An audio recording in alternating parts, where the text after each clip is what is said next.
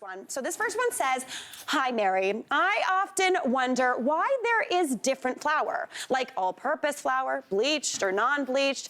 What is the difference when it comes to making cookies? I usually buy what's on sale. Thank you for reading my question, fingers crossed, and for answering it. Sincerely, Michelle."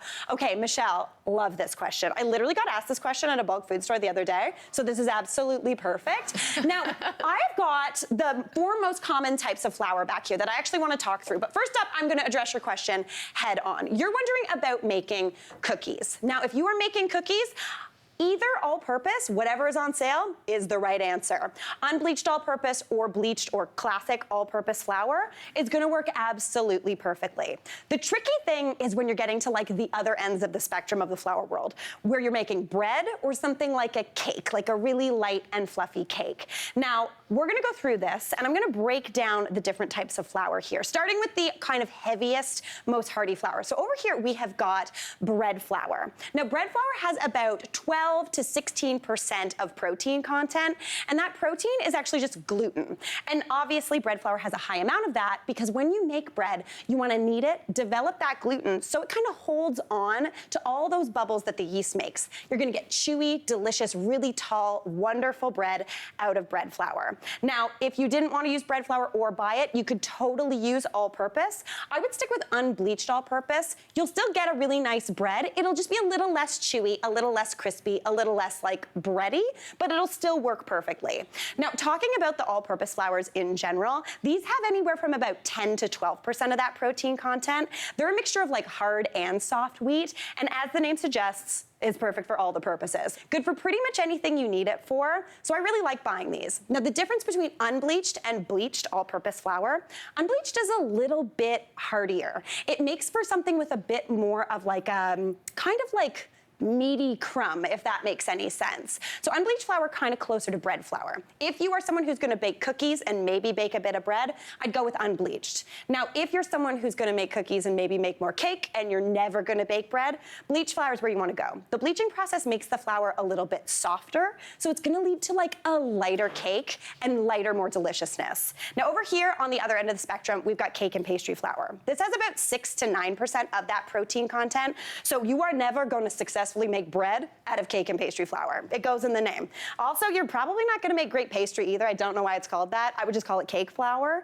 It's really soft. It's gonna make a nice light crumb of a cake. Absolutely beautiful. But to be honest, I'm not buying this. I am absolutely not buying cake and pastry flour. I actually like to make my own kind of version of cake and pastry flour out of my all-purpose. So again, moral of the story, Michelle, buy all-purpose flour, whatever's on sale if you're making cookies. If you're doing cake, bleached flour is the way to go, but not too different. So I'm gonna pop my apron on because we're gonna get baking here.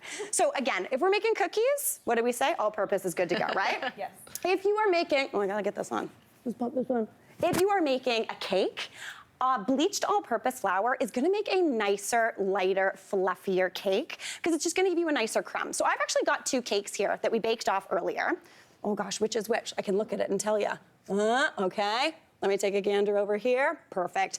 So this is the cake we baked with the unbleached all-purpose flour. As you can see, the crumb is a little bit coarser. There's bigger holes throughout the cake. Honestly, no one's gonna complain. If you're making them cake and they complain about that, send them right out your door. Be like, get absolutely out of here. I made you a cake. But if you want like a really fine, really nice, light sponge, this is made with the bleached all-purpose flour. See how the structure is a little finer? There's not those really big bubbles in it. This is a better thing for if you're making something like an angel food cake, something that's really, really light and fluffy. But I'm sneaky and I added an additional ingredient in here. What's that? We're gonna get into it here now, Brian. Do they taste different? No, they don't taste any different. Oh, okay. It's just the texture. This is gonna be a lighter, kind of more lofty cake. This one's gonna have a little bit more chew to it, not in a bad way, but it is gonna be a bit more chewy. So I'm gonna show you how to make this version of the cake without buying cake and pastry flour. So over here in a bowl, I've got about 2 3/4 of a cup of that bleached all-purpose flour. That's gonna make for the finest crumb. Now I've also got 2 teaspoons of baking powder, a teaspoon of baking soda, as well as about half a teaspoon of salt, just to cut through the sweetness we're gonna add. Now my trick to kind of make all-purpose flour into sort of cake and pastry flour is cutting through some of that gluten. Again, all-purpose has about 9 to 12%, or 10 to 12%. Cake and pastry has about 6 to 9%. Bet you didn't think you were getting a math lesson today while making cake.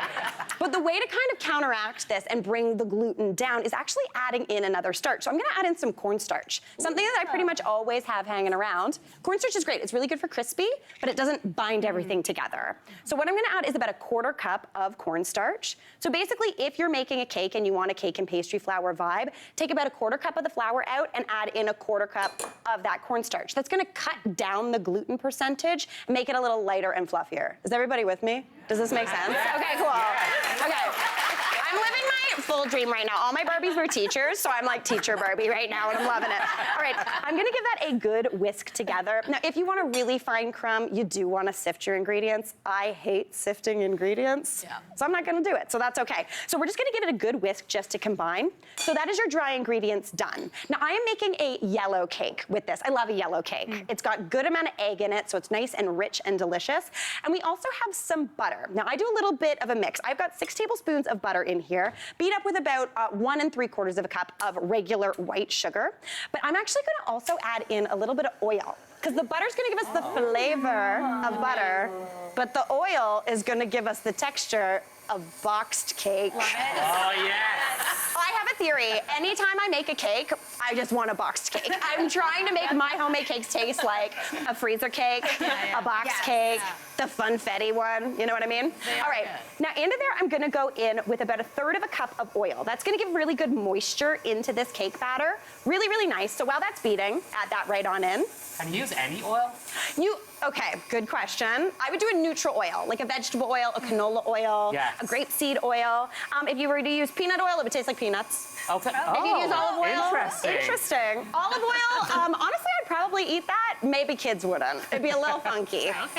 But I would just stick with a neutral oil. Now into there, see it's getting nice and light and fluffy. I'm gonna go in with my eggs. So I have got 3 whole eggs here, as well as 2 egg yolks. Since this is a yellow cake, you wanna add in more yolks, because it's gonna give you more texture, more flavor, and it's gonna be absolutely beautiful, and that beautiful yellow color. If we're doing a classic white cake, hardly near a yolk in sight. Get out of here, yolks. It's all white. Get out of here. Get out of here. All right, that's looking beautiful. We've got that nice and beaten up.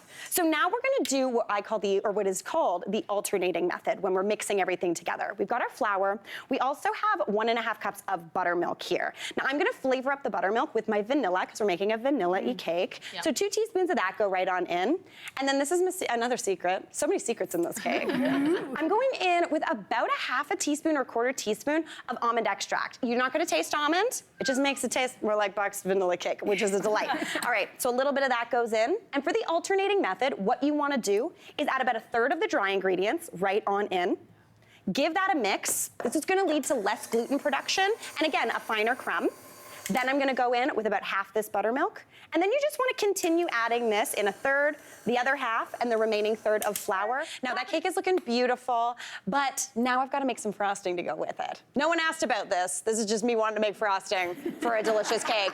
But this is my go-to. Now, Leon, I have a question for you. Yes. If you're doing cake, are you, what's your flavor combination, best flavor combination for you? Oh, I'm kind of a classic birthday cake kind of girl. Oh, yeah, okay, I love really it. am. Like a vanilla? Vanilla, Yeah. but all the icing, Yes. just a little cake. Okay, I like this energy. I like this energy. Yeah. So for me, I love I like kind of contrasting, but not in my decorating because Leon's taught me better. But I like a vanilla cake with a chocolate frosting or a chocolate cake with a vanilla frosting because I just like keeping it guessing, you know? So since I made that beautiful yellow cake, I'm gonna do a chocolate frosting. And this is my go-to, simplest, most delicious chocolate frosting ever. So to start off, I have got a bowl here and I've got 300 grams of milk chocolate in here. You could use use semi-sweet. You could use dark chocolate if you're pretending to be healthy, but why do that?